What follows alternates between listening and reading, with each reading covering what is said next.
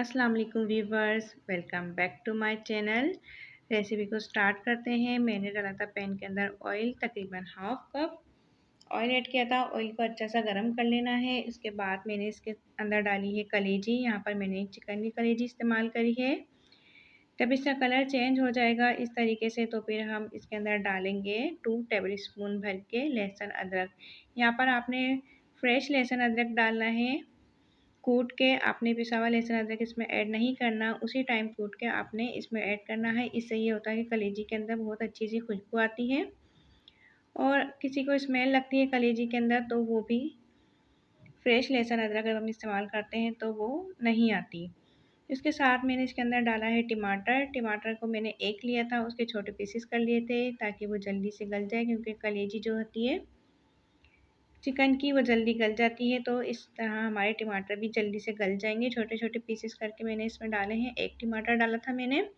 आप मसाला ज़्यादा बढ़ाना चाहें तो इसके अंदर 2 टमाटर भी इस्तेमाल कर सकते हैं। इसके साथ मैंने डाली थी इसके अंदर हल्दी हाफ टेबल स्पून और पिसा हुआ धनिया इसके अंदर 1 टेबल स्पून हम ऐड करेंगे। तकरीबन 1 टेबल स्पून इसमें मैंने पिसा हुआ धनिया ऐड किया है।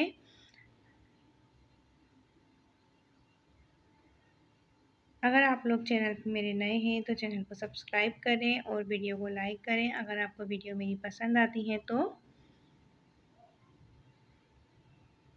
इसके साथ ही हमने इसके अंदर ऐड करनी है कुटी हुई मिर्चें।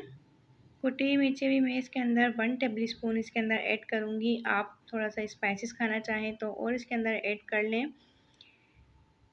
अगर आप सेम इसी मेथड से बनाएंगे तो आपकी कलेजी जो है वो बहुत ही मज़ेदार और अच्छी बनेगी।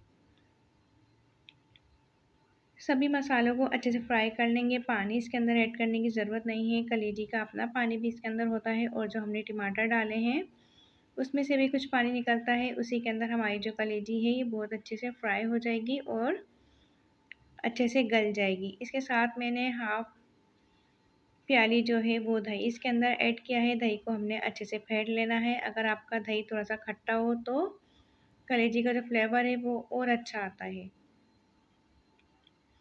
दही हमेशा आपने फ्लेम को लो करके ऐड करना है, ताकि दही की जो है वो गुठलियाँ नहीं बने।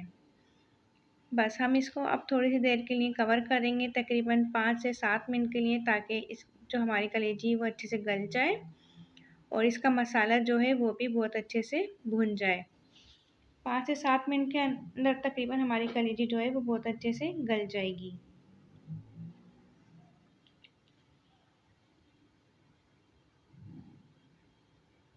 यहाँ पर हमारी कलेजी जो है बहुत अच्छे से गल चुकी है और इसका जो पानी है वो भी रिमूव होने लगा है। बस 1 से 2 मिनट के लिए हमने इसको तेज़ आंच पे पकाना है, इसका पानी खुश्क करना है।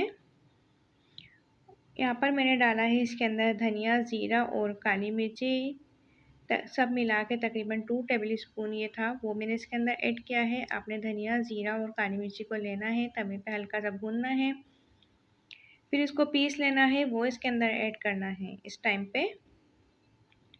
और अब इसके अंदर डालना है हमने सॉल्ट। हमने मसाले के साथ नहीं डाला था, इस टाइम पे हमने सॉल्ट इसके अंदर ऐड करना है।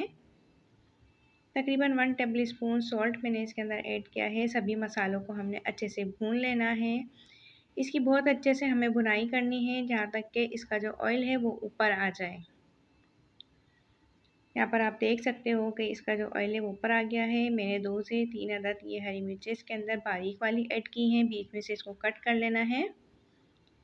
इसकी खुशबू बहुत अच्छी आती है जब आप इसको बीच से कट कर लेते हैं तो।